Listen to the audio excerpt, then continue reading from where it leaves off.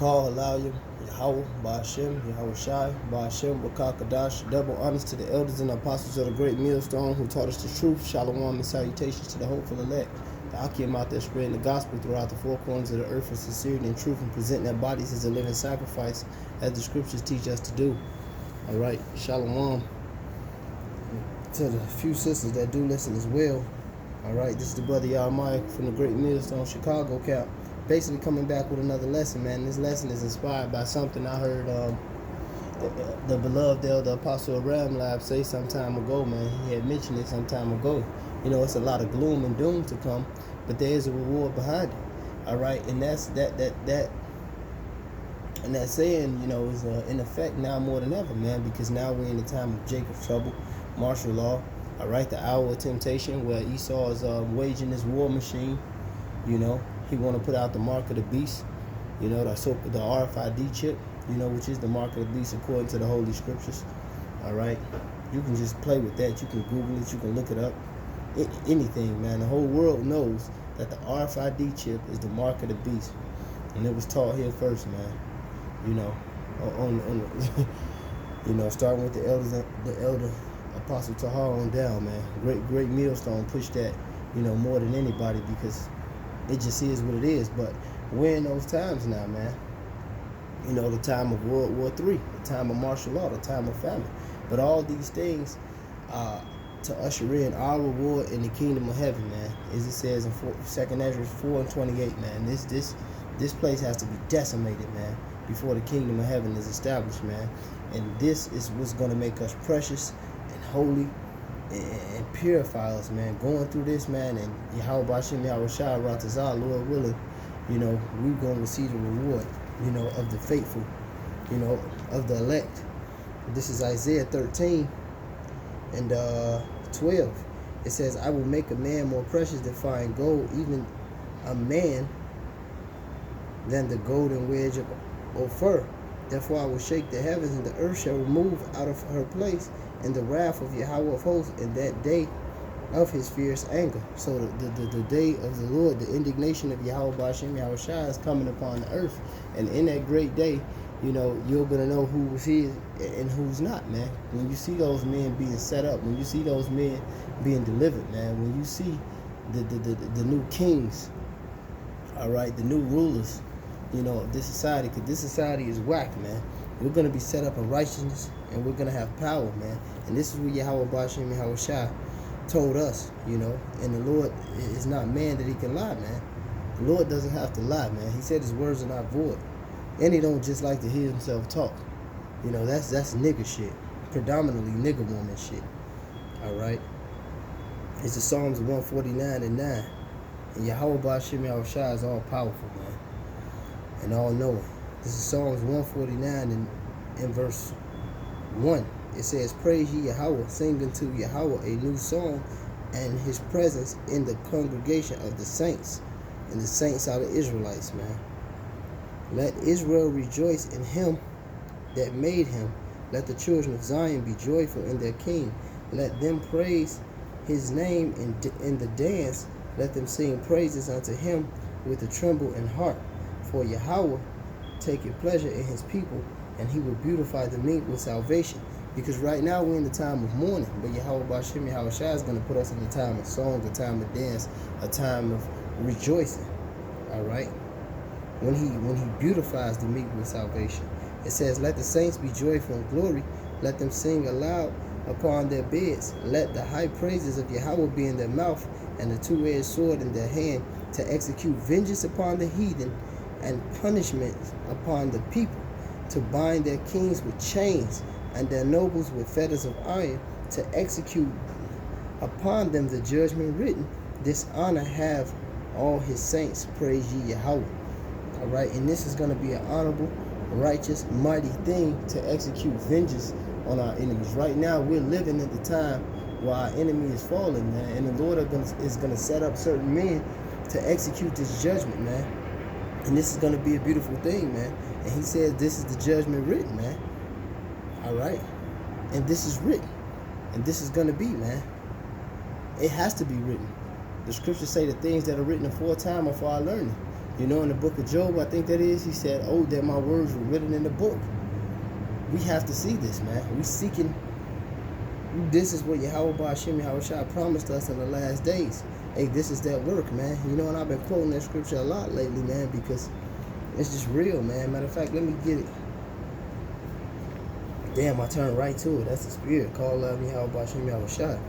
Hey, this is Habakkuk 1:5. It says, behold ye among the heathen, and regard and wonder marvelously, for I will work a work in your days, which ye will not believe, though it be told you.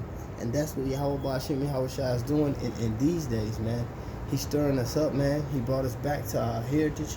He's bringing down these heathens, man. And we're living in a time to see it happen right before our face, man. You know, we just got to be in all holy conversation and righteousness. You know, as the scripture says, all right, as it says in the book of Philippians 2:12, man, as lights that shine in the midst of a crooked and perverse generation. You know, in Philippians the 2nd chapter. You know, should I say? That's what we're to be, man. Because the Lord, Yahweh Ba'Shem Yahushua, is going to set us up with this great reward, man. And He's going to give us reward over our enemies, man, over our oppressors, man. And it's going to be nothing like that, man. And you brothers got to believe that this is happening, man. Nothing else is happening, man. This is the end all be all. Nothing else is happening, man. And if you still looking for some comfort or a false sense of hope out of America, man, you in the wrong fucking place, man. Mentally, all right. This is Ecclesiasticus or Sirach 10:8. It says, because of unrighteous dealing, injuries, and riches gotten by deceit, the kingdom is translated from one people to another. And that's what's going on. The kingdom is being translated from one people to another. And I'm going to get that 2nd Ezra because I quoted it, you know, and I'm here. You know, this is just a faith booster, man. This is a small reminder, you know, because a lot of guys, what they tend to do is, it's like a guy when he get mad in a fight, and he's so focused on being mad, he forget that he's actually in the fight to win, and he get his ass beat up because he's really not thinking about the fight. He's just thinking about being mad. You know, a lot of Jake think about the trials, the trouble, and the tribulations, and don't think about overcoming these obstacles, all right, and ultimately getting the reward. Quitting is not the solution. Getting angry is not the solution. The scriptures say, "Be angry and sin not." Being angry and getting knocked off track, that's not the solution. The solution is looking forward and finding another way and persevering, man. That's what the truth is about. It's 2nd Ezra 4, and not being ashamed, man. You know, in this present evil world, man. Not being ashamed of this gospel, man, of this ministry and what Yahweh Ba'Shem Yahushua set you up to do. This is 2nd Ezra 4:28. It says, but as concerning the things wherefore if thou ask me, I will tell thee, for the evil is sown, but the destruction thereof is not yet come. If therefore that which is sown be not turned upside down, and if the place where the evil is sown pass not away, then it cannot be sown, then it cannot come that is sown with good. And that's the time we're in, man. The Most High has to eradicate this place, man. Because he not, like I said, and I'm going to keep saying it, man, like a broken record. He's not going to pour sugar on shit. It's not going to mix. It's not going to be a sandwich, man. It's just not going to happen, man. The Most High has to deal with this place, man. This is Isaiah 29:15. It says, woe unto them that seek deep to hide their counsel from Yahweh, and their works are in the dark, and they say, who seeth us and who knoweth us? Because Esau has an agenda, man, but the Most High is about to stifle that, man. He about to shut that down, man. You know, it says, surely the turning of thy things upside down shall be esteemed as the potter's clay, for shall the work say of him that made it, he made me not, or shall the thing framed of him say, he framed it, he have no understanding? No, man. The Lord set Esau up over us. The scriptures tell you that he set up the bases of men in Daniel 4:17. Scripture tell you in Proverbs, the heart of the king is in the hands of the Lord. All right? Like the brother Yaki here in GMS Chicago say, man, the Lord got to turn this place right side up. Because these things have been turned upside down, man. And the Lord has given the self-proclaimed white man Esau Edom power to do that, only to his destruction though, man. Because the Lord is going to set up the Israelites, man. The Lord is going to give us crowns. He's going to give us scepters. He's going to give us rulership, as he said in that Psalms that I read, and a host of other scriptures, man. And if you can't get with that, man, then you're not a man of the Lord, man. If you believe in equality with these heathen nations, man, and not dominion over them, you're not a man of the Yahweh Hashem Yahushua. You're not a man after the Lord's own heart, man.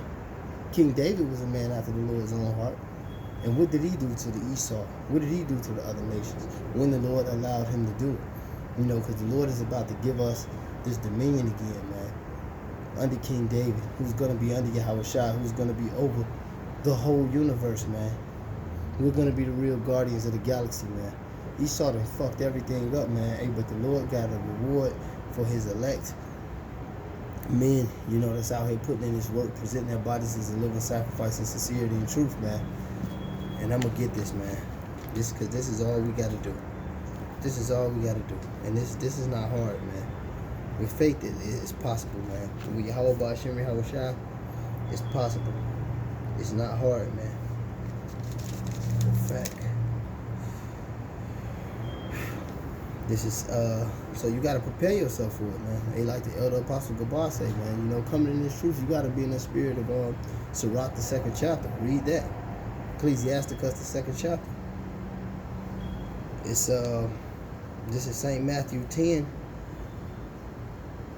and verse 22. It says, and ye shall be hated of all men for my name's sake, but he that endureth to the end shall be saved.